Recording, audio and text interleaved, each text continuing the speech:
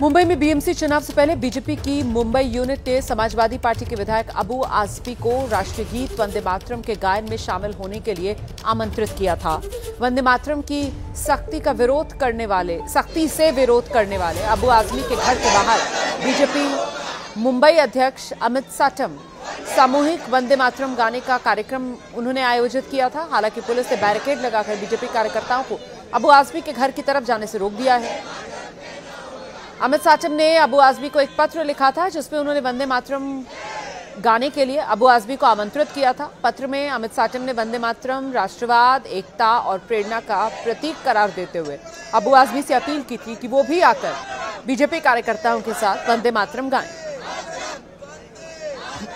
हमारे साथ मुंबई भाजपा अध्यक्ष अमित साटम जी। अमित जी, अबू आजमी के घर के बाहर ही वंदे मातरम गाने का निर्णय आपने लिया, क्यों वंदे मातरम गीत अबू आजमी के घर के बाहर ही गाने का निर्णय क्यों? वंदे मातरम गीत के 150 साल पूरे होने के उपलक्ष्य पर प्रधानमंत्री नरेंद्र मोदी जी ने कैबिनेट में ये निर्णय किया है कि वंदे मातरम के कार्यक्रम होंगे स्कूलों में, महाविद्यालयों में, सरकार के स्तर पर। उसी कार्यक्रम के तहत मुंबई भारतीय जनता पार्टी की तरफ से जो 6 कार्यक्रम हैं यहाँ पर किए जा रहे हैं, उसमें से एक कार्यक्रम कोलाबा में किया जा रहा है। और हमने ये सोचा कि कुछ लोग जो विरोध करते हैं वंदे मातरम को, वो लोगों के घर के सामने कार्यक्रम हो ताकि उनको आने जाने में सहूलियत हो, उनको ज्यादा समय न लगे, उनको ट्रैफिक नहीं लगे। लेकिन खेद है कि वो इस कार्यक्रम में वंदे मातरम का कथन करने के लिए नहीं आए। और इसके द्वारा हम उनको ये संदेश देना चाहते हैं कि इस देश में रहना होगा तो वंदे मातरम कहना होगा। मुंबई के कोलाबा इलाके में भारतीय जनता पार्टी द्वारा आयोजित सामूहिक वंदे मातरम गायन में सैकड़ों लोग शामिल हुए। सामूहिक वंदे मातरम गायन हुआ और 150 वर्ष पूरे हुए इस राष्ट्रगीत को। और इस प्रकार से ये कार्यक्रम मुंबई के कोलाबा इलाके में आयोजित किया गया। एक तरफ जहां वंदे मातरम गीत के 150 वर्ष पूरे होने पर इस आयोजन को यहाँ पर आयोजित किया गया, वहीं दूसरी तरफ इसके राजनीतिक मायने भी हैं। निशाने पर वो नेता हैं जो वंदे मातरम का गीत गाने का विरोध करते हैं, जिसमें अधिकतर मुस्लिम नेता हैं जो कहते हैं कि वंदे मातरम की स्तुति वो नहीं कर सकते क्योंकि वो इस्लाम के खिलाफ है, लेकिन वो वंदे मातरम गीत गाने वालों का विरोध नहीं करते हैं। इसी में अबू आजमी का भी नाम है, लेकिन अबू आजमी ने अपने घर के बाहर वंदे मातरम गाने का स्वागत किया है। यहाँ तक कि उन्होंने जो लोग यहाँ पर पहुंचे उनके स्वागत के लिए तैयारी भी कर रखी थी। फूल और तिरंगा झंडा भी अपने घर के बाहर रखा हुआ था। उनका ये कहना था कि हम विरोध नहीं कह रहे हैं, लेकिन हम नहीं गा सकते, लेकिन जो लोग गाएंगे उनका स्वागत करेंगे। लेकिन भाजपा के नेता कह रहे हैं कि अबू आजमी वंदे मातरम का विरोध कर रहे हैं, एक दिन मुंबई की सड़क पर चलना मुश्किल हो जाएगा। भाजपा के नेता कह रहे हैं कि मुंबई में रहना है तो वंदे मातरम कहना होगा।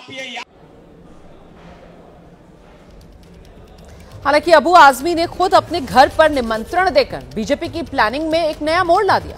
पहले मुंबई बीजेपी अध्यक्ष अमित साटम ने अबू आजमी को पत्र लिखकर वंदे मातरम गाने के लिए आमंत्रित किया था, तो अब अबू आजमी ने एक सोशल मीडिया पोस्ट किया है और अमित साटम को आमंत्रित किया है। मेरे घर के पास वंदे मातरम वाचन के आमंत्रण के लिए आपका धन्यवाद, आपका हार्दिक स्वागत है।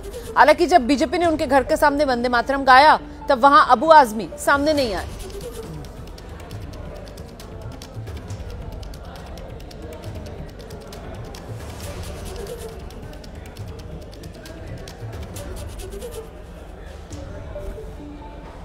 तो वंदे मातरम गाने को लेकर ये सियासी आर पार बीजेपी अबू आजमी की घेराबंदी करते हुए, अबू आजमी ने पहले वंदे मातरम गाने को लेकर इनकार किया था और उसी को लेकर बीजेपी अबू आजमी की घेराबंदी कर रही है।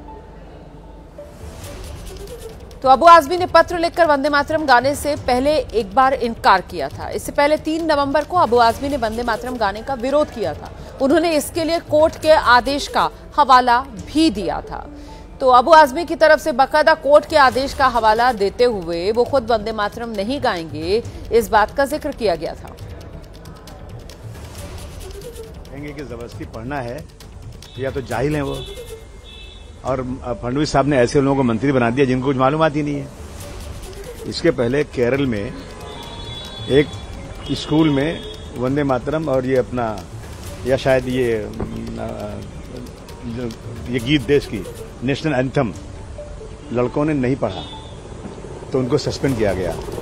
वो कोर्ट गए, कोर्ट ने कहा किसी को प्रेशराइज नहीं कर सकते, इसकी रिस्पेक्ट करना जरूरी, पढ़ना जरूरी नहीं है। तो मैं कह दूं हमारे मंत्री जी से कि आप कानून मानते हैं नहीं मानते हैं? जब कोर्ट ने कहा है कि ये कंपलसरी नहीं है तो आप कंपलसरी क्यों करना चाहते हैं? और हमें उससे कोई एतराज नहीं है, बहुत लोग पढ़ते हैं, पढ़िए उसको, लेकिन हमारी आप धर्म के अंदर इंटरफेयर मत कीजिए। तो वंदे मातरम पर यह घमासान और विवाद क्या है, ये जान लीजिए आप। वंदे मातरम की 150वीं वर्षगांठ का मौका है, जिस मौके पर देश भर में कार्यक्रम हो रहे हैं और इस मौके पर मुंबई में बीजेपी अबू आजमी के घर के सामने पहुंचकर वंदे मातरम गाने का कार्यक्रम रखती है। अबू आजमी के घर के घेराव की कोशिश करती है। पुलिस हालांकि वहां पर मुस्तैद और पुलिस बैरिकेड लगाकर बीजेपी कार्यकर्ताओं को अबू आजमी के घर तक नहीं जाने देते। बीजेपी ने घेराबंदी के सामने ही वंदे मातरम गाया। अबू आजमी ने कहा था कि वो वंदे मातरम नहीं गा सकते। हालांकि अबू आजमी की तरफ से बीजेपी को बाकायदा निमंत्रण दिया गया था। जब बीजेपी की तरफ से कहा गया कि वंदे मातरम आइए गाइए हमारे साथ आकर, हम आएंगे आपके घर पर, तो अबू आजमी ने उनका स्वागत किया था, कहा था आप आइए और आकर वंदे मातरम गाइए। तो बीजेपी को लिखे पत्र में अबू आजमी की तरफ से जो जवाब दिया गया उसमें अबू आजमी ने कहा वंदे मातरम में कुछ शब्द पूजा अर्चना से जुड़े हुए हैं, इन शब्दों को एक मुसलमान नहीं बोल सकता। ये अबू आजमी की तरफ से कहा गया था और इसी को आधार बनाकर उन्होंने असमर्थता जताई। उन्होंने कहा कि जिस तरीके से आप नमाज नहीं पढ़ सकते, मैं वंदे मातरम नहीं गा सकता। राष्ट्रगीत गाने के लिए बाध्य करना मौलिक अधिकार का उल्लंघन, ये भी चिट्ठी में अबू आजमी की तरफ से जवाब लिखा गया। वंदे मातरम ना गाने पर देशद्रोही का दर्जा देना निचले स्तर की राजनीति है। अबू आजमी ने अदालत के एक फैसले का भी हवाला दिया था। वंदे मातरम से ना हमारा विरोध था, ना है, ना कभी रहेगा।